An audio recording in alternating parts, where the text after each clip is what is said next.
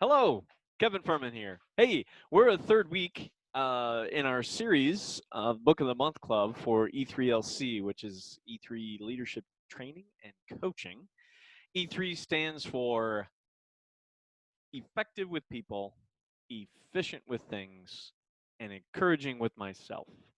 So we're in the kind of the second part of that, which is efficient with things, and so we're looking at The Daily Edge by David Horsager, and I'm going to run through a bunch of tips really quick. These tips are pretty fast and are, but yet powerful, and that's sort of the whole book. As you can see, it's a pretty thin book. He's got 31 tips in here, and it was something I noticed as I was going through this book for today, and that was even his titles are worded very quickly, right? So they're like 2, 3 words for the most part, and he's trying to make a point, right? So even the tips are think think efficiently, right? And I thought, and I hadn't noticed that before, so I thought that was kind of a nice little. I'm sure that's not by accident, right? Because you can name things all kinds of stuff, and he did a really good job of just really looking at the essence of what he's trying to get at. And he used that as a title for each chapter or each tip, actually.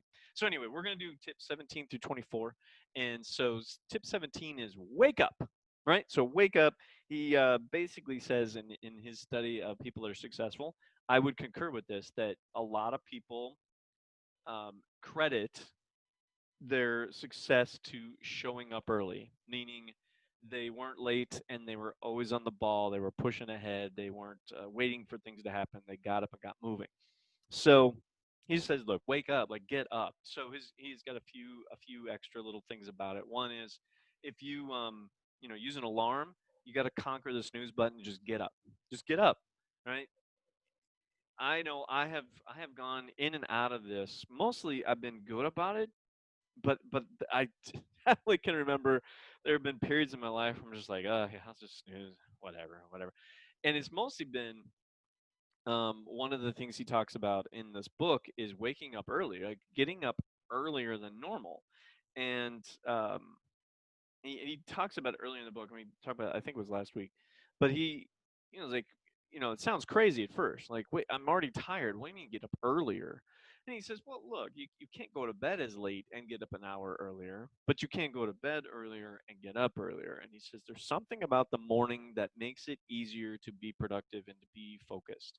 Now, I would have to modify that because there are people that are wired, their body cycle is, their energy is way higher in the evenings than it is in the mornings, right? And so it's not, and he says everybody that gives help like this always says, like, look, these are my tips. They don't work for you, they don't work for you. And so that's another one that I would say, yeah, wake up. Right. Well, when you wake up, get up. Even if you're not a morning person, just get up, conquer that snooze button, and get up. And I would have to totally agree with that.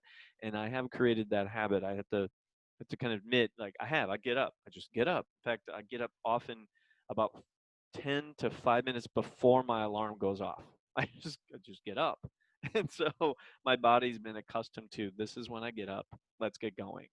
And you can create that habit. So that's really nice. Another thing he says is get enough sleep. And I kind of already made that point, but like, look, watching TV late at night or whatever, that's not going to really forward your whole life. Now, it may help you de-stress and kind of forget about the troubles of the day, but really forgetting about the troubles of the day is different than handling the troubles of the day. And so one of the things he hints at in here, and not necessarily this chapter, but in the book, he hints at, look, the last thing you're going to think about before you go to sleep is what your brain is going to process the most. And so one thing to do is just go over your day, and this isn't this chapter, but he goes over this. Go over your day and just, okay, it's coming up. Actually, I just realized it's coming up in another tip, and I'm going to say it now. Go over your day and think about, all right, I need a solution to X. Not here's my problem. This is what went wrong. That was horrible. Not think about what went wrong, but look at what's the opportunity, or what do I want to get out of what happened? How do I learn from what happened? Think about that and ask your brain a question. What can I get out of this? What's a better way to look at this? How can I profit from this, if you will, right? And those kinds of things is how you want to end the day. And I certainly need to be better about that part. I get up great. At the end of the day, I need to be better about that. So I need to work on that one. So there you go. So that's it. And then he just says use your extra time wisely. He talks about it in a previous tip, number 2, that the DMAs, right? The things that you have to get done. But use any extra time you have. Use it wisely. Don't just kind of fritter it away, if you will. But be ready, be prepared. And he talks about that in that earlier tip. See that video. All right, tip 18 is titled "Clear Desk." Right, not clear your desk or the desk or keep your desk clear. Clear desk, right? Very short, to the point. And he's just making a major point about is and this is true for most people, and a lot of people will say, like, yeah, but I know where everything is and it's messy, but I know where everything. Oh, that's true. Okay, that can be true, and I've certainly said that before. And I've found also that when things are in a place and they're not just cluttered, and there are areas of my personal house that are cluttered that I'm working on, and there are others that are like, no, this is how I want it. I want it, that's how it's set up. That's the system, right? And I like that better. Both have their place, um, but I think it, it it helps your mind stay focused, and that's the thing. When things are like in a certain place and it's clean and neat, it not only reflects where your mind is at, and that's kind of the point he's making in here, but it also helps your mind stay focused and stay on task and then be able to move to different things more easily. So here's how he does. He goes, okay, so here's some so how to get things uncluttered. Uh, touch everything once. So if you're going through things, don't just pick it up and go, yeah, okay, I'll deal with that later. Like, deal with it right then. That's the whole point. Is like, you touch it one time, you deal with it, you file it, you throw it, you shred it, you handle it right then. That's kind of the deal with that. And he says, clean up your office. So, make sure it's actually clean. Get rid of the clutter, move things out of there, dust things off. Like, just clean it, right? Just make it look presentable for you, not so much for anybody else, but just for you, so your brain is able to focus on what the task at hand. And then he talks keeping a tickler file, and I think I mentioned this in a previous week, but he talks about have a hanging file drawer. And his system, one system he talks about is you have one folder for each month, and then you have manila folders, right? So the manila folders, right, that are labeled 1 through 31, right? And then so at the end at the month, right, you have, say, January, you've got 1 through 31, and when you're in January, you're working through the month. So when something needs to get handled on the 15th, you go on the 15th, right? When it gets handled on the 20th, you put it in the 20th, etc. And so every day, what you do, and there's a couple of ways to handle this, but let's say it's 1st of January, right? I'm doing my thing. I'm done with the 1st of January. I'm cleaning my day. I put that into February, right? So now January is the first thing is the 2nd. So then I wake up the next day, there we go, pull it out, and I do stuff for the 2nd. When that's done, put that in February. And you keep rotating it through. Obviously, if there aren't 31 days, you just throw the last one in there. So that was his first one. And so that's a really good idea. And he says, well, you can take that digital also. And I tend to do it that way, right? I kind of have both. There are things that in mail or whatever that I have to handle paper still, which is coming up. um, but I said, like, okay, that needs to go in that week. I tend to do it kind of by the day of the week and then next week, right? I don't do every day of the month and through the whole year. I just have this week I deal with a week at a time, and then it's next week, and then I look at next week and then put in this week what needs, and then if it needs to be later, I leave it in next week or later file, and I go from there, right? So there's different ways to handle it. He did the daily one, especially if you're doing a daily, like in business, if it's a daily driven type business, and there are many. I think those folders make sense, right? For me, the way that my business runs, I've it's not that day to day. It's a week kind of process, and it could be. I'm not saying it shouldn't be or whatever, and I'm sure I'd have a lot of benefit from it. I've found it effective to do the weekly thing for me, and a lot of it digital. So I keep track of things more that way. So there you go. So that's that one. Okay, tip 19 is automate. Okay, so his big thing about that is it's mostly he's talking about correspondence in this tip. So if you're answering the same question in your business often, right? He says if you answer the same question more than once per week, then you should have a template ready to go to answer that question, and then with blanks or reminders to fill in the person's name where appropriate, because you also want to personalize everything, so it can't just be a blanket. Okay, I always send this out no matter what. You've got to be able to go in and change things a little bit. So it's not like you have a business card made out and you hand that to someone. It's more like you have a template of an email or a correspondence of some type, and you say, okay, here's my template, and then I'm going to fill in the name and the dates and you know add a few notes to make it more personal, that sort of thing. I think that's great. That's a great idea. You should do that as much as possible, and especially now that most things are text and digital. And on that line, on the text side, you go, wait, well, what about text? Like, well, I save templates in my kind of a note program. Like I just keep notes and they're templates, right? And so I go in, I'll copy it, go back to my text, paste, right? Go in, change the name, add in same thing. I just do it in text and I save it. It's all on my phone, and I save it I have a notepad kind of thing where I save all the templates there, and then I use them for my text. Let's see. He says be thorough, right? So that means try to make it as complete as possible, right? Don't just kind of start it and kind of vague, and then you have to go in and rewrite the whole thing anyway. Sort of defeats the purpose of automate. He says make it as thorough as possible, and if you have to have variations, right, you can have different variations for when if you have like 3 different things that people ask of the same type, right? And you say, okay, well, if it's somebody's asking me about that version, I use this template, right? So same sort of thing. Let's see. Then make them easy to customize. I already kind of talked about that. He'll put in like capitalized NAME for name, right? So just name, and then that reminds him to change that to their actual name, that kind of thing. And then let's see, keep them front and center. So what you want to have is like if you're answering emails, they're not buried in some file long somewhere, right? It's very accessible.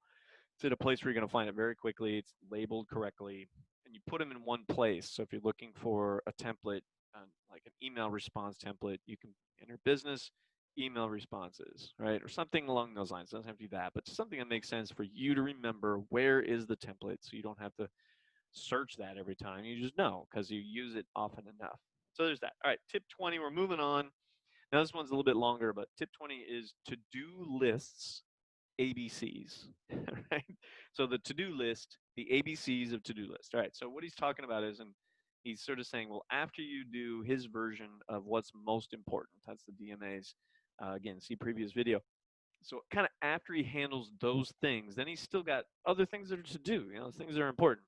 So he uses the ABC. So A items are you got to do them today, they're important, they got to get done. B are they need to be done soon, they're important, but they can wait. And then C are things that you can do sometime down the road, they're not important, but if you get to it, something an opportunity comes up to handle it, great, that kind of thing.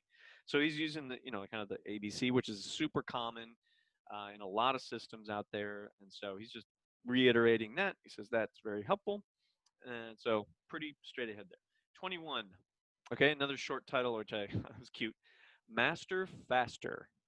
And he's talking about actually going faster, not the mastering part, but the faster part. So one thing that people talk about, like, okay, I need to be more efficient with things. They keep talking about like how to be efficient with my time, clearing my desk, setting things up the night before, et cetera, et cetera. One thing a lot of people fail to say, and I know I've been guilty of this for sure, with myself and talking about it, definitely talking about it, is do things faster. Like actually force yourself to go faster. And I know at times I will do that. I'll sit down and say, I have to get this done now. Get it done. Stop procrastinating. Stop getting distracted. It's got to go now, and I got to have it done by this time, right? And that's kind of what he talks about. Is one thing is, well, he goes into some other things, but one of the points he's making, and I think is real good, is set a time limit, right? If you're going to do a task, I got an hour. How much can I get done in an hour, right? Is that.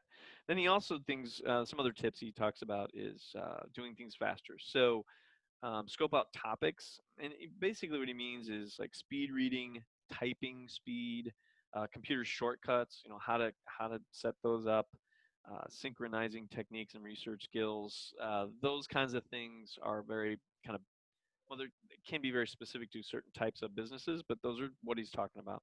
And then along similar lines, find a class. If you want to get better at something, you want to be more efficient with things. There are people out there that want to teach you how to be better at typing, how to be better at speed reading, how to be better at remembering names. There are ways to do that. So you don't have to figure it all out yourself. There are experts that have spent some time researching and coming up with a technique that works. Try a class, right? And that's one of his tips on just getting things done faster is there are people that have figured it out. Do that. And then another one is hire it done, right? So hire someone else to get it done. You don't have to do everything. At some point, every business grow well, not every successful businesses grow to a point where they need to hire someone to handle tasks. And that's really what jobs are, is instead of the CEO doing everything, they've hired people to do the tasks and then managers to make sure those tasks are being done in an efficient way, and they're also developing people hopefully, and et cetera, et cetera, right? And it turns into sort of the business structure where there's one person in charge of many, sort of that pyramid shape, if you will, of hierarchy. And that's just the nature of being effective with time and efficient with your time, but also hopefully, again, now there's good and bad ways to handle that kind of structure, and we've got plenty of examples of bad, but there are good ways to handle that, and there are people that are really trying to develop people as that goes, but you still have that structure. There's still one person in charge, or one person that started it, that's driving the whole thing. It's it's rarely the other way around, even though people like to think so. It doesn't necessarily work that well. Human beings are messy enough to try to get that turned around. Let's see. Find a mentor, right? Find somebody that is good at what you want to do, and ask them questions. Study with them. Apprentice if you want, something like that, and or be self-taught. There's things you can do. There are apps out there to learn to do things on your own. You can do things a little bit here and there and get better at things. So you can teach yourself. That is his last tip. He's kind of making a point. All right, moving on. Tip 22. Tip 22 is mind mapping. So this is where he gets more into the creative side of things, and he's talking about when you're trying to brainstorm an idea, or you're trying to organize things in your head, like how is this going to work, or you're working on a big project and there's just so many pieces, right? It just seems to get convoluted, overwhelming, like foggy, that sort of thing. He talks about mind mapping, and there are programs out there. There's actually a few good ones. I use a couple of them for doing different things, but keeping tracks of structures and things mostly. But even just thinking about a project, writing a book, or a large project that has lots of pieces to it, right? How do those pieces relate to each other? What do they need? Here's an idea.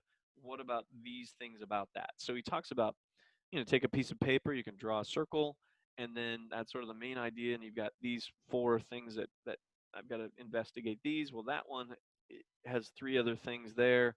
It's related to this one, so there's kind of a connection there. So it's a way to sort of see a project as opposed to just a list. You can kind of see it in space and like how things are connected. And so he finds that really helpful in the way that the connections between things, and it can also clarify some. And he talks about this, where it can kind of clarify. Say you wanted to, there's a certain part of the project and it goes into a certain direction, like, wow, that's actually a whole big thing in and of itself. And that could be, you wouldn't see that with a list, right? You wouldn't see that has a bigger chunk to it, and it goes deeper. He says go deeper with things. Another thing is mix pictures with words, right? When you're doing that, you can put pictures in. That'll help kind of clarify some thoughts and or direction with things. That's really nice digitally. That's really cool to do. And so there you go. So mind mapping is a really good way to organize a bigger picture thing and keep things connected, as opposed to a list where it gets foggy and overwhelming. All right, 23. Tip number 23 is back up. And he's talking about computer backing up. Have a system, back up your computer regularly. You don't want to spend your time trying to recreate the last 6 months of work. That's really bad, right? So have a system, back up regularly, have 2 or 3 backups if possible, et cetera, et cetera. I think there's another thing about backup that I would add in. This is not David's. This is kind of my thought about this. And it has nothing to do with computers. It actually has to do with your mental state. And backup could be just instead of pressing forward all the time and just being kind of, I gotta get this, you're looking at your to-dos and you have this long list and it's very intense. And sometimes, and more often than you would think, it's good to stop, back up. It's sort of like people talk about having a 30,000 feet view, right? Seeing the big picture. It's another way to, another visual of that is to back up, like just get away from it, actually get away from what you're trying to do and back up and look at it afresh. Like if I were somebody that were good at whatever I'm trying to do, what would they do?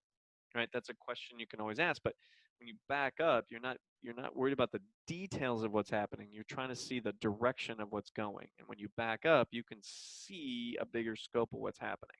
And that's why I like that visual. So he didn't add that in. That's a separate thing. I probably flesh that out in another format. But that's another way to think of backup. That's a good one. All right, and the last tip for this week is go paperless. Right, I mentioned it earlier. I am all about paperless, right? And his main thing is it's cumbersome. It takes up space. And that's my biggest thing is when you have everything in paper, you have to have filing cabinets, and you have to keep it around forever. Boy, it just takes up extra space. Where digitally, all that stuff could, fit in a computer and on a USB drive at this point, right? Just or an SD card or something.